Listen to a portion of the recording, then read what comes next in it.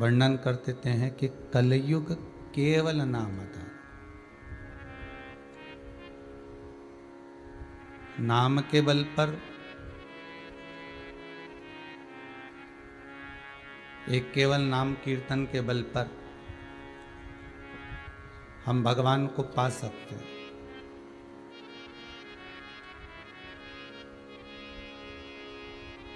कुछ हो ना हो आपके पास,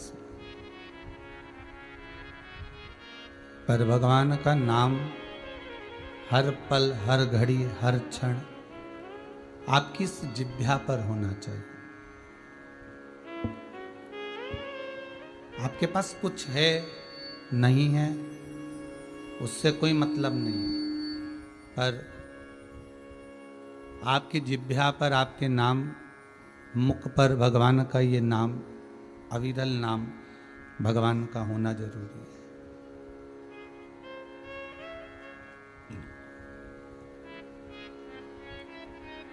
और वो भी अभिमान को छोड़कर।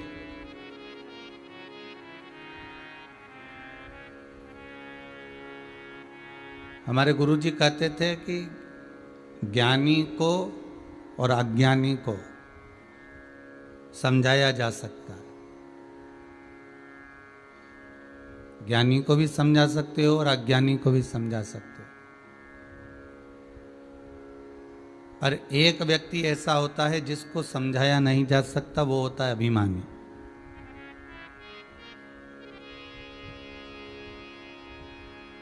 तो एक बार हमने हमारे गुरुदेव से पूछा, गुरुदेव आप कहते हो ज्ञानी को समझा सकते हो, अज्ञानी को समझा सकते हो, जब उसमें अज्ञान समा जाएगा, अज्ञान भरा रहेगा, तो उसको समझाया कैसे जाएगा?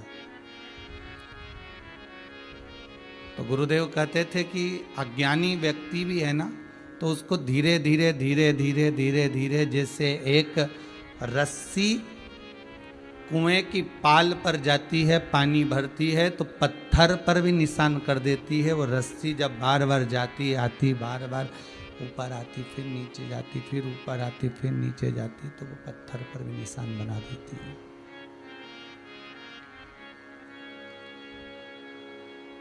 अज्ञानी को भी समझाया जा सकता है और ज्ञानी को भी समझा सकते हैं, पर गुरुदेव कहते हैं कि अभिमानी को नहीं समझा सकता। लंकाधिपति रावण कितना विद्वान था,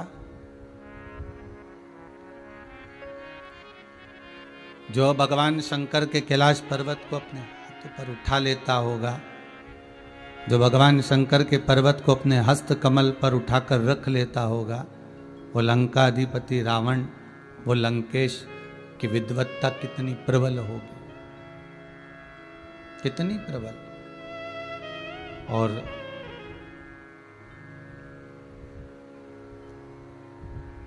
उस लंकाधिपति रावण, लंकेश जब भगवान को पुकारता है, जब भगवान का स्मरण करता है, तो भगवान खुश भी होते हैं, प्रसन्न भी होते हैं।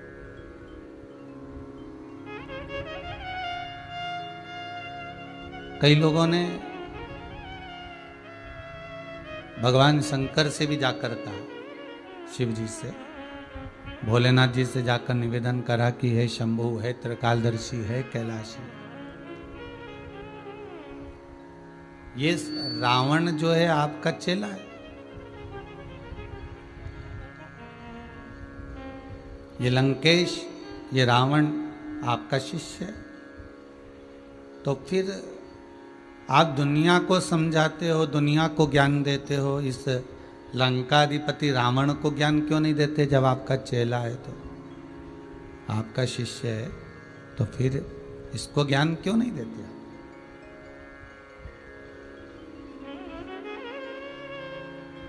भगवान शंकर कहते हैं कि मैं समझाने को समझाऊं, मना नहीं है, पर ज्ञानी हो तो समझाऊं, अज्ञानी हो तो समझाऊं, पर जिसके भीतर अभिमान इतना भरा हुआ है, उस अभिमानी व्यक्ति को कैसे समझाया जा सकता है?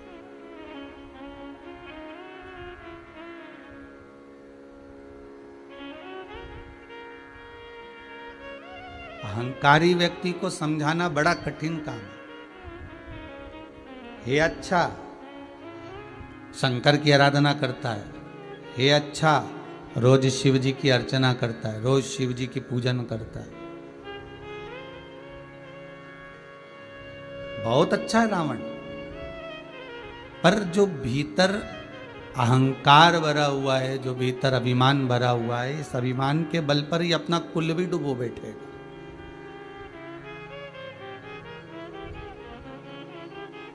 माता दक्षायनी, माता सीता, माता सती, माँ दक्षायनी, माँ सती अहंकार में इतनी, थोड़ा सा अभिमान जब आ गया था तो इतनी फूल चुकी थी कि मैं और इस कुंभज बाबा के मुख से कथा सुनो, इस अगस्त ऋषि के मुख से कथा सुनो।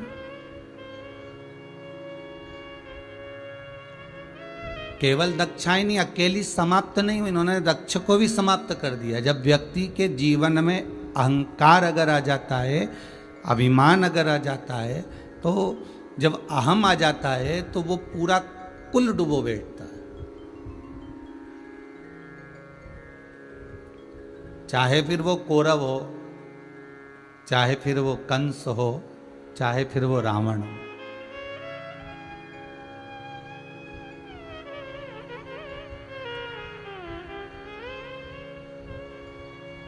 शिव महापुराण की कथा कहती है तुम्हारे पास में कुछ हो ना हो पर मंत्र जरूर ना, अर्थात भगवान का नाम जप जरूरी।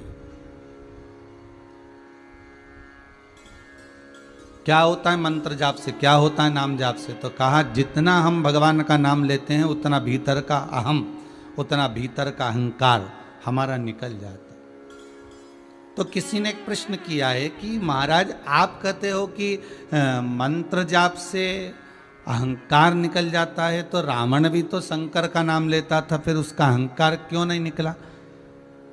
फिर समझ लेना महाराज जी, रावण शिव का नाम कब लेता था? जब शंकर के सामने होता था।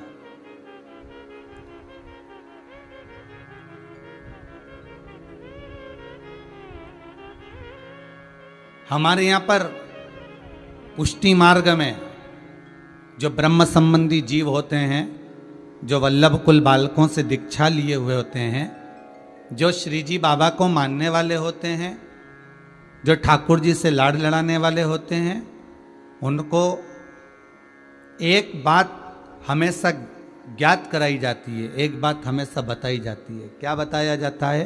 कि आप यदि ठाकुर जी की सेवा कर रहे हो, आप ठाकुर जी से लाड़ लड़ा रहे हो, आप ठाकुर जी का श्रृंगार कर रहे हो, और ठाकुर जी से लाड़ लड़ाने के बाद आप ठाकुर जी के सामने अपनी पोथी पाना लेकर मत बैठो।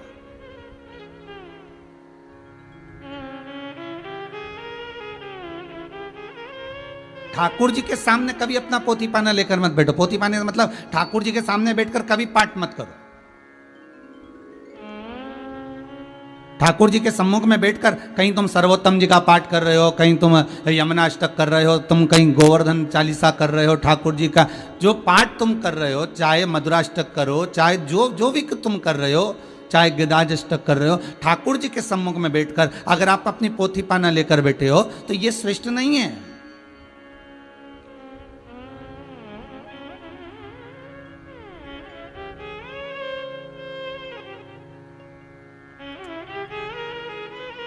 एक छोटी सी लीला से भगवान ने, श्रीमद् वल्लभाचार्य जी ने संवाद को लिया। छोटी सी लीला से मैया लाला को दूध पिला रही है और चूल्हे पर दूध तपने रखकर आ गई। अब मैया लाला को दूध तो पिला रही है, पर स्तनपान कराते हुए मैया यशोदा का ध्यान लाला पर नहीं है। मैया यशोदा का ध्यान उस चूल्हे पर रखे हुए अंगीठी पर, उस पात्र पर जिसमें दूध उकल रहा है, जिसमें दूध गर्म हो रहा है, मैया यशोदा का ध्यान उस पात्र पर है। थोड़ी देर बाद मैया लाला को उतारी, गोदी से नीचे चली गई पात्र को उतारने, तो लाला ने मटकियों को फोड़ दिया। 11 मटकी एक के ऊपर एक रखी हुई थी। उन 11 मटकियों में से नीचे की मटकी में कन्हैया ने लात मारी और मटकियां 11 की 11 फूट गई। श्रीमद् भागवत कथा कहती है ये 11 मटकी कौन सी हैं? ये 5 कर्मेंद्री, 5 ज्ञानेंद्री और 1 मन की मटकी है। ये 11 मटकियों को तोड़ दिया गया और 11 मटकी जब फूट गई, 5 कर्मेंद्री, 5 ज्ञानेंद्री और 1 मन की मटकी फूट गई, तब ध्यान में आया यशोदा जी को कि मुझसे गलती हो गई, मैं लाला को छोड़कर दूध पर ध्यान दे रही थी।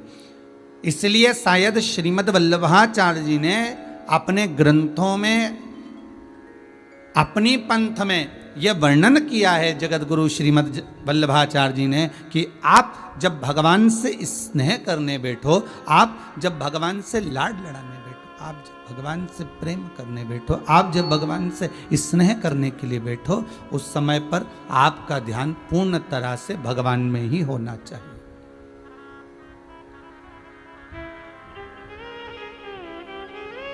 उस समय पर आपका चित्त, आपकी वृत्ति, आपका मन परमात्मा में होना चाहिए।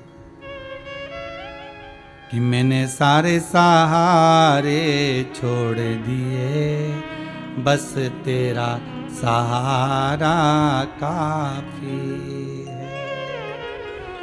उस समय पर हमारा मन, उस समय पर हमारा चित्त, उस समय पर हमारी वृत्ति, उस समय पर हमारी सोच केवल परमात्मा पर। हम कई बार हवेली जी में दर्शन करते हैं, हवेली जी जाते हैं, तो वहाँ पर भी लोग सुबह सुबह के टाइम पर जब ठाकुर जी से लाड लड़ाने के लिए आते हैं, ठाकुर जी का दर्शन करने के लिए आते हैं, श्रृंगार का दर्शन करने के लिए आते हैं, तो वहाँ से पोथी में से पोथी उठा लेते हैं, उसी में से पाठ उठाकर और रोज ठाकुर जी के सामने पाठ करते हैं। अरे जब ठाकुर जी का टेरा डला हो तब पाठ करिए, जब ठाकुर जी के पट बंद हो तब पाठ करिए। पर ठाकुर अगर हमारे सम्मुख में है, हमारा लाला हमारे सामने है, हमारा गोपाला हमारे सामने है, हम जिससे मिलने के लिए आए हैं, जिससे हम नैन मिलाने के लिए आए हैं, जिससे हम प्रीत जोड़ने के लिए आए हैं, जिससे हम स्नेहता रखकर आए हैं, अगर उसको नहीं निहारेंगे, उसका दर्शन नहीं करेंगे और वही पाठ और स्मरण में लगे रहे और भगवान की ओर निहारा ही नहीं, तो फिर हृदय तो दुखेगा ना भगवान का भी। भगवान को भी लगेगा कि मेरे लिए इतनी दूर से आया, मेरे लिए दर्शन करने आया और पाठ में लग गया। ये पाठ तो तू बाद में भी कर सकता था, चोटी तो तुम बाद में भी कर सकते थे, दूध तो तुम बाद में भी तपा सकती थी यशोदा मैया, पर पहले तो लाला को दूध पिलाना था ना, पहले तो लाला से लाड लड़ाना था ना, पहले तो लाला से स्नेह करना था ना आपको। ये सब काम तो बाद में भी हो सकता है, पर प्रथम है प्रीत, प्रथम है स्नेह, प्रथम है वात्सल्यता, प्रथम है करुणाता।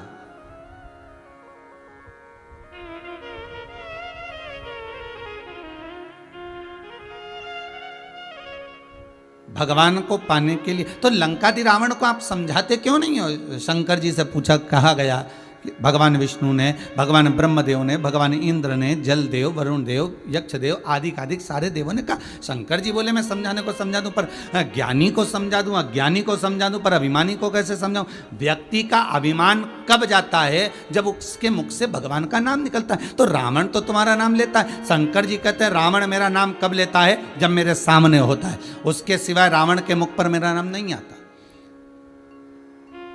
उसके सिवाय लंकाधिपति के मुख पर मेरा नाम नहीं आता।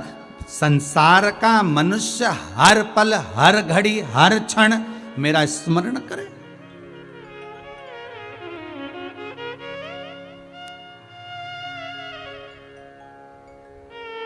और सरल भाषा में समझ लीजिए महाराज, पहले के लोग तीर्थ करने जाते थे, साथ में दरी, चादर,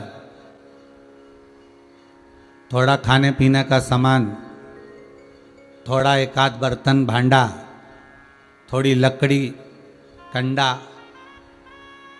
गोबरी, जो भी कुछ ले जा रहे हैं। पहले के लोग तीर्थ करने जाते थे तो बहुत सारा सामान बांध कर ले जाते थे। बोलो रे आस्था चैनल पर जितने कथा सुन रहे हो सब बोलो सही है कि गलत है रे? पहले के लोग जाते थे तो ढेरों सामग्री बांध बांध कर ले गए। पर गांव में कोई कोई व्यक्ति ऐसा करोड़पति होता था, इतना धनपति होता था, इतना पैसे वाला होता था कि वो ये बर्तन, ये दरी, ये कम्बल, ये चादर, ये खाने का सामान, ये सब कुछ लेकर जाता ही नहीं था। वो ले जाता ही नहीं।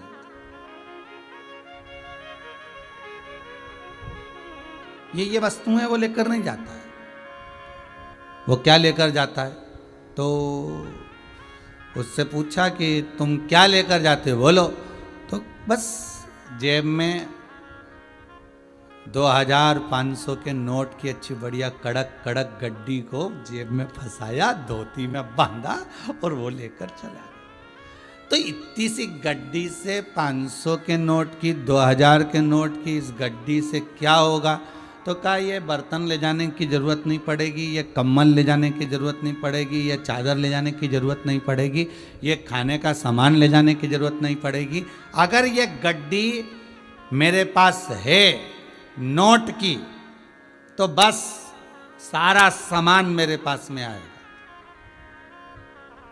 बोलो रे भाई, सही है कि गलत है?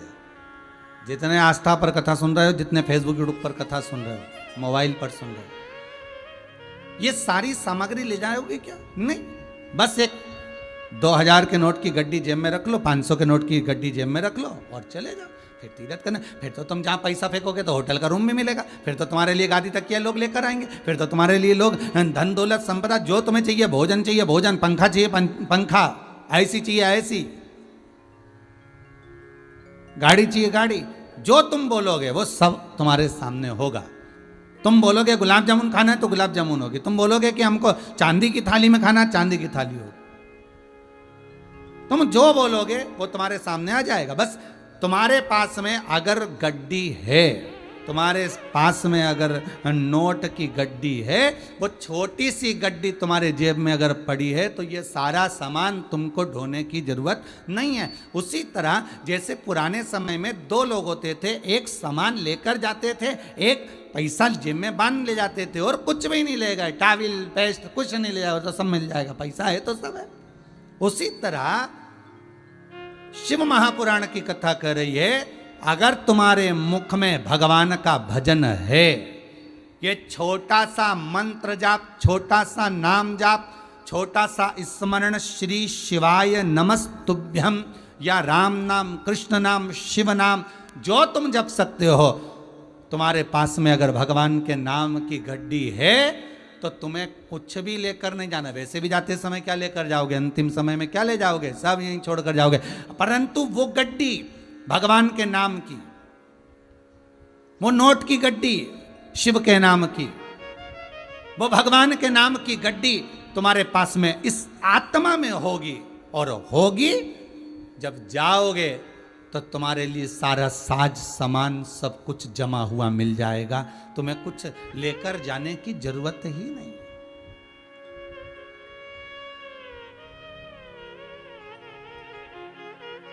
पहले की माताएं और आज की माताओं में अंतर है। पहले की माताएं पैसा रखती थी ना, तो पल्लू में बांध के रखती थी। 10 रुपए भी है तो पल्लू में बांध लेगी, 20 रुपए है तो पल्लू में बांध लेगी, और जहां जरूरत पड़ी पल्लू खोला दिया और वापिस पल्लू में बांध लेगी। पहले की माताओं और आज की माताओं में अंतर है। पहले की माताएं पल्लू में पैसा बांध कर रखती थी, जहां जरूरत पड़ा वहां दे दिया, और आज की माताएं पैसे को चामड़े के पर्स में रखती हैं, चामड़े के पर्स में। आजकल की माताएं पैसे को चमड़े के पर्स में रखती हैं, निकाला। अब विचार करिए, पल्लू में अगर पैसा बंधा हुआ है तो तुम कहीं पर भी खोल कर दे सकते हो। पल्लू में अगर पैसा बंधा हुआ है तो तुम कहीं पर भी दे सकते हो। और अगर चमड़े के पर्स में पैसा रखा है और तुम जा रही थी कथा में, तुम जा रही थी कहीं बाजार, और मालूम पड़े वो पर्स छूट गया ऑटो में, गाड़ी में, घर पर, दुकान पर, और चमड़े का पर्स वहीं की वहीं रह गया, अब तुम्हारे पास देने के लिए कुछ भी नहीं। तुम्हारे पास देने के लिए अब कुछ भी नहीं। तो पहले की माताएं और आज की माताओं में अंतर है। पहले की माताओं और आज की माताओं में अंतर है। महाराज, ये भगवान के नाम को, ये भगवान के स्मरण को शिव महापुराण की कथा कहती है कि इस चमड़े के पर्स में मत रखो। ये चमड़े के पर्स में अगर भगवान के नाम को तुम रखोगे, चमड़े के पर्स में अगर भगवान के नाम को रखोगे तो ये चमड़े का पर्स यहीं पर छूट जाएगा। इसलिए कहा हृदय रूपी पल्लू में बांध कर रखो, हृदय के पल्लू।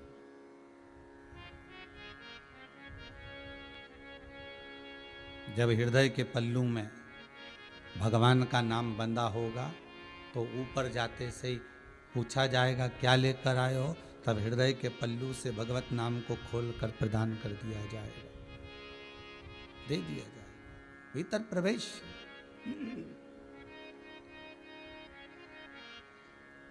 तुम इन ज्ञानी को होता रावण तुम्हें समझा देता, अज्ञानी होता रावण तुम्हें समझा देता, पर अभिमानी रावण को समझाना बहुत कठिन है काम है, बहुत कठिन है महाराज।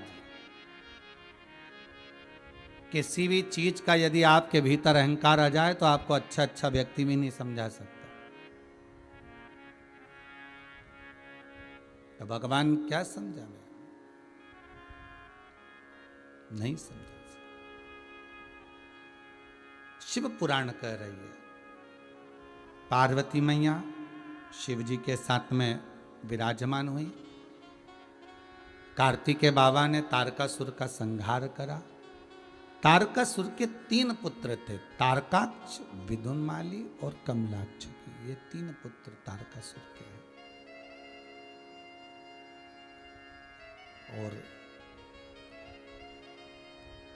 इनके मन में एक बात आ गई, इनके मन में एक भाव आ गया कि हमारे पिता तारकासुर का संहार कार्तिकेय जी ने करा। अगर हम कार्तिकेय जी से युद्ध करने के लिए जाएंगे, विवाद करने के लिए जाएंगे तो अच्छी बात नहीं होगी। एक काम करते हैं, अपन तीनों तारकाक्ष, विदुनमाली, कमलाक्ष की अपन तीनों एक काम करते हैं कि पहले भगवान से तप कर कर वर प्राप्त कर लें। हम आपसे भी कहते हैं, कोरोना जैसी महामारी से, वायरस से बचने का सबसे सुंदर तरीका है कि घर में बैठकर शिव महापुराण की कथा सुनो, भगवत नाम कर जाप करो, भगवत स्मरण करो, भगवत कीर्तन करो, भगवत मंत्र में डूब जाओ, भगवत नाम में डूब जाओ। आप भगवत स्मरण में डूबे रहो।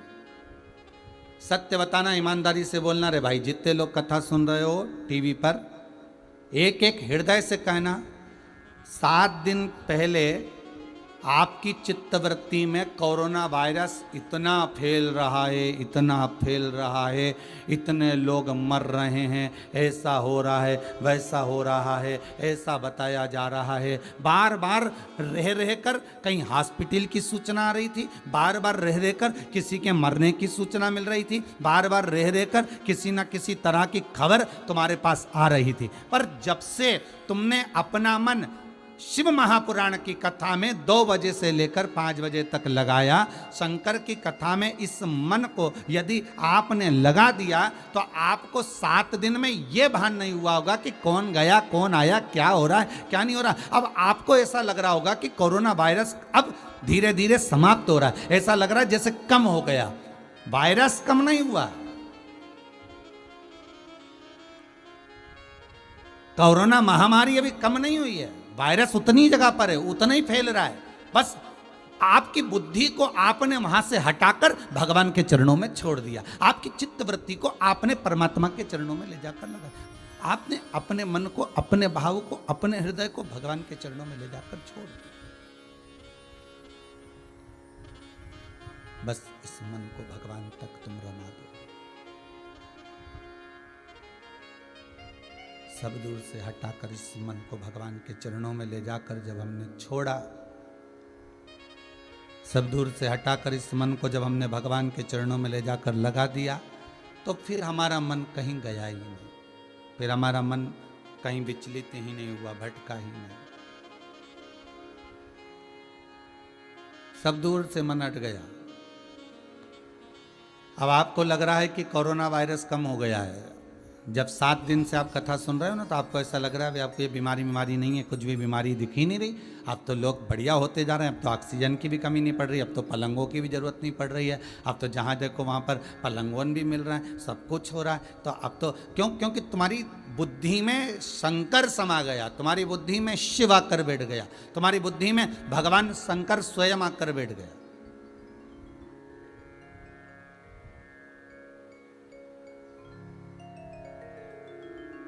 और यही होना चाहिए। एक बार जो शंकर को पहचान गया, एक बार शंकर का अनुमोदन जिसने कर लिया, जैसे तारकासुर के 3 बेटे तारकाक्ष, विदुमाली, कमलाक्ष की, इन तीनों ने विचार कर लिया कि अब हमें भटकना नहीं है, अब हमें शंकर का अनुमोदन करना है, अब हमें शिव का स्मरण करना है, अब हमें शंकर की भक्ति में डूबना है, अब हमें कुछ नहीं करना, शंकर का अनुमोदन करना। तो उन्होंने शंकर का अनुमोदन करना प्रारंभ करा। तो इतने में तारकाक्ष के मुख से निकल गया, तारकाक्ष बोला कि अगर अपन शंकर का अनुमोदन करेंगे तो शंकर के पुत्र कार्तिकेय ने तो हमारे पिता को मारा, अच्छा लगेगा क्या? तो अपन उनका अनुमोदन नहीं करते, अपन ब्रह्मा जी का अनुमोदन करते हैं। फिर वो ब्रह्मदेव का अनुमोदन करने लगे। ब्रह्मा जी प्रकट हो गए, मांगो तुम्हें क्या चाहिए, तुम्हें क्या प्रदान किया जाए। तो उस समय पर तारकाक्ष, विदुमाली, कमलाक्ष की तीनों ने कहा आप हमें अगर देना चाहते हो तो पहला वर तो ये दे दो कि हम मरे ही ना। फिर वही वाली बात आ गई, बादाम खाओगे तो भी मरोगे, बादाम नहीं खाओगे तो भी मरोगे, काजू खाओगे तो भी मरोगे, काजू नहीं खाओगे तो भी मरोगे, रोटी खाओगे तो भी मरोगे, रोटी नहीं खाओगे तो भी मरोगे। ठीक है, मरना निश्चित है, पर यह नहीं कि हम जानबूझ कर मर जाए, हम जान कर मर जाए।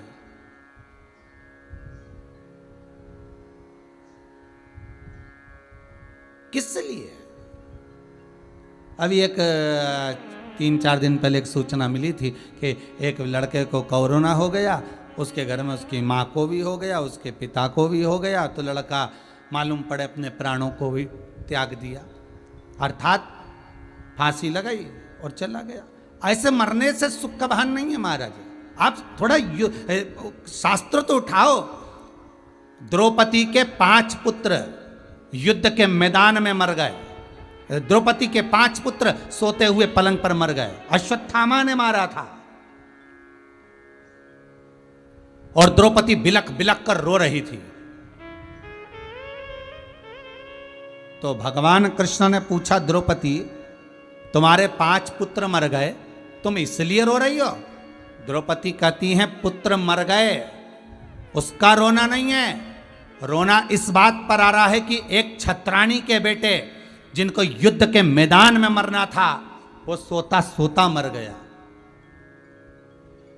एक छत्राणी का पुत्र जिसको युद्ध के मैदान में युद्ध लड़ते लड़ते मरना था वो सोते हुए मर गया। दुख इस बात का, बेटा मरा उसका दुख नहीं है। आप कोरोना जैसी महामारी से लड़कर चले जाते तो बात थी, पर जरा सा रोग आया और तुमने सोचा कि मर जाऊं तो अच्छा, और लगा नहीं पाए। इसको भान नहीं कर सकते, इसको आनंद नहीं कर सकते महाराज।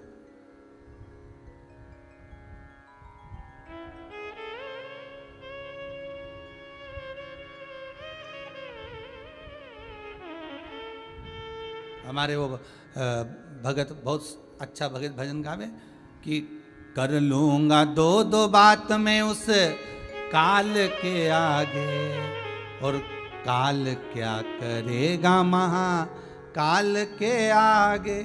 महाराज जब युद्ध का समय आ जाए, भले तुम में इतना बल ना हो, भले तुम में इतना दम ना हो, भले तुम में इतनी प्रबलता ना हो, पर फिर भी डटे रहना। और आपसे भी निवेदन है जो हॉस्पिटल में पड़े हुए हैं, चाहे थोड़ी सी कोरोना वायरस अगर शरीर को लग भी गया है, घर में कोई बीमार पड़ा है, तो उसका विल पावर मजबूत करना। और कहना डरने की बात नहीं है, लड़ना है। इतना बल तुम्हारे शरीर में भगवान ने दिया है। मनुष्य को भगवान जब पैदा करता है तो इतना बल देकर पैदा करता है कि हर बीमारी से, हर चीज से ये मनुष्य लड़ सकता है, यहां तक शेर से भी लड़ सकता है। तो ये वायरस क्या लगे? इतना बल देकर भगवान तुम्हें पैदा करता है। शंकर भगवान से पूछा, जब ये सृष्टि का निर्माण हो रहा था तो भगवान शिव ने जलदेव से पूछा, हे जल नारायण, हम मछली बना रहे हैं, हम मगर बना रहे हैं, हम जलचर बना रहे हैं, आप क्या इनको जीवित रखोगे? जल ने कहा, अगर मछली मेरे साथ में रहेगी और मुझ में रहेगी तब तक की गारंटी मेरी है कि मछली का बाल बका नहीं होगा, जलचरों का बाल बका नहीं होगा, जल में रहने वाला जीव मैं मरने नहीं दूंगा अगर मेरे पास रहेंगे तो। पृथ्वी से पूछा भगवान शंकर ने, हम वृक्ष बना रहे हैं, ये 20 लाख योनियां हम प्रकट कर रहे हैं वृक्ष की, और हम ये वृक्ष अगर बना रहे हैं तो पृथ्वी तुम क्या इनको जीवित रखोगे? पृथ्वी ने कहा, मिट्टी बोली, ये मेरी गारंटी है, जब तक पेड़ वृक्ष पौधा मुझ में लगा रहेगा, चिपका रहेगा, बना रहेगा, तब तक की गारंटी मेरी है कि मैं इनको मरने नहीं दूंगा। फिर भगवान विष्णु ने शंकर जी से कहा, मनुष्य बना रहे हैं, क्या करना है? और आप मृत्यु लोक के देवता हो, आप ही हो जो इनको संभाल सकते हो। हम ब्रह्मलोक में रहते हैं, ब्रह्मा बैकुंठ में रहते हैं, भगवान विष्णु, और आप रहते हैं मृत्यु लोक में। केवल एक आप ऐसे हो जो मृत्यु लोक में रहकर आप संभाल सकते हो, नीचे की नीचे आप संभालो।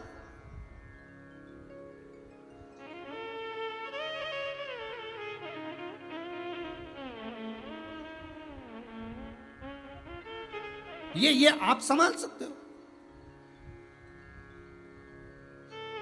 ये आपके ऊपर है, आप संभालिए।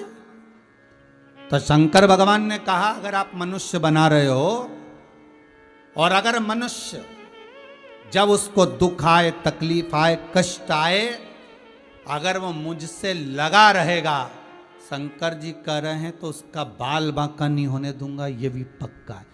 पृथ्वी कहती है, वृक्ष मुझसे लगा रहेगा तो मैं सूखने नहीं दूंगी, उसको पानी कहीं से भी ला कर दूंगी, उसको जीवित रखूं। जल कहता है, मैं मछली को मरने नहीं दूंगा, और शिव कहते हैं, मैं मनुष्य को डिगने नहीं दूंगा, बस मुझसे लगा होना चाहिए,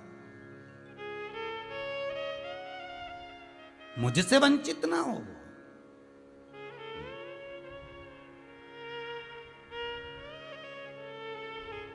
बहुत मायना रखता है साहब, आप रहते कहां हो? कई लोग हमारे पास में आकर कह देते हैं, अरे गुरुदेव, आप जब उधर से निकलो ना तो हमें खबर कर देना। हमने पूछा क्यों? अरे रेलवे स्टेशन के पास में मकान है, बिल्कुल लगा हुआ। ओहो, कोई टेंशन नहीं, और चलता फिरता रास्ता है, कोई चिंता नहीं, कोई आए कब गए, आप तो बस खबर करना, हम तुरंत भोजन का टिफिन लेकर आ जाएंगे। बाहर पास में बिल्कुल रेलवे स्टेशन से लगा हुआ। कोई कहता, गुरुदेव आप उधर से निकलो तो हमें खबर करना, हम बस स्टैंड के पास में रहते हैं, बिल्कुल बस स्टैंड पे हमारा ही घर है, पहला गाड़ी जहां मुड़ती है ना, वहां घर हमारा ही आता है, सबसे पहले आपको हमारा घर ही दिखेगा। हमने कहा वाह। फिर कोई बोला, अरे कभी जरूरत हो तो बता देना, बिल्कुल हॉस्पिटल के पास में रहते हैं, 4-5 घर छोड़ के हॉस्पिटल है, बहुत बड़ा, पूरे शहर का सबसे बड़ा हॉस्पिटल हमारे घर के पास में। ओहो, फिर कोई मिला, अरे गुरुदेव भगवान की ऐसी कृपा है साहब, हमारा जो मकान है वो थाने के पास में है, किसी के भी ताला नहीं भी लगाओ तो ध्यान रखे साहब, थाना पास की पास में, कई दिक्कत नहीं, वहां तो कोई भी अकेला भी रह जाए टेंशन नहीं साहब, बिल्कुल नजदीक की नजदीक में, और सबसे अपनी पहचान जोरदार। कितना जरा सा हॉस्पिटल के पास में रे तो अहंकार आ गया, जरा सा रेलवे स्टेशन के पास रे तो अहंकार आ गया, जरा सा बस स्टैंड के पास में रे तो अहंकार आ गया, थाने के पास में रे तो अहंकार आ गया। कितना अभिमान, केवल उसके पास में रह रहे हो तो इतना अहंकार है, तो परमात्मा के पास में रहोगे तो भी तो तुम्हारे भीतर अहंकार आना चाहिए कि मैं उस परमात्मा के भजन से जुड़ा रहता हूं, मैं शिव महापुराण से जुड़ा रहता हूं, मैं शंकर के करीब में रहता हूं, शंकर मेरे पास में रहता है, मैं राम नाम जपता हूं, राम मेरे करीब में रहता है, मैं राधा नाम कीर्तन में जाता हूं, मैं कृष्ण नाम का स्मरण करता हूं, मैं भगवान का भजन करता हूं, मैं शिव महापुराण की कथा सुनता हूं। ये अहम तुम्हारे भीतर होना चाहिए, मैं शंकर के पास में रहता हूं। और जैसे आप कह रहे हो कि थाने के पास में घर है, कोई बाल बांका नहीं हो सकता, रेलवे स्टेशन के पास घर है, तुरंत कोई कोई भी बात हो तुरंत मैं सामने आ जाऊंगा, बस स्टैंड के पास घर है तुरंत मैं सामने आ जाऊंगा। उसी तरह भगवान कहता है कि तू मेरे करीब में रहेगा और तुझे जहां दुखाया मैं भी निकल कर सामने आ जाऊंगा। यह मन में भाव होना चाहिए कि परमात्मा हमारे सम्मुख में आ जाए, भगवान हमारे सम्मुख में पहुंच जाए।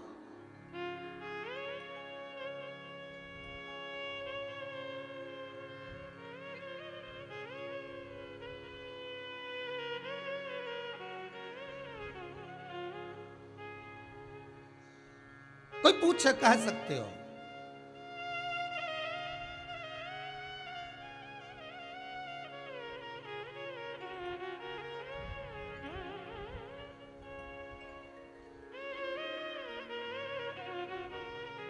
कहीं कहीं का लोग हमसे भी पूछता है तुम कहाँ रहते हो। हमने कहा जहाँ पर नमक सीहोर में आना और जहाँ सबसे ज़्यादा अटाला गाड़ियाँ पड़ी हों, जो 4 व्हीलर गाड़ी कहीं नहीं चल रही हो और बहुत सारी 4 व्हीलर गाड़ियाँ ढेर सारी सामने खड़ी हो जो कोई नहीं चला रही हो, उनमें ना इंजन हो न टायर हो न कुछ हो, वहीं उसके ठीक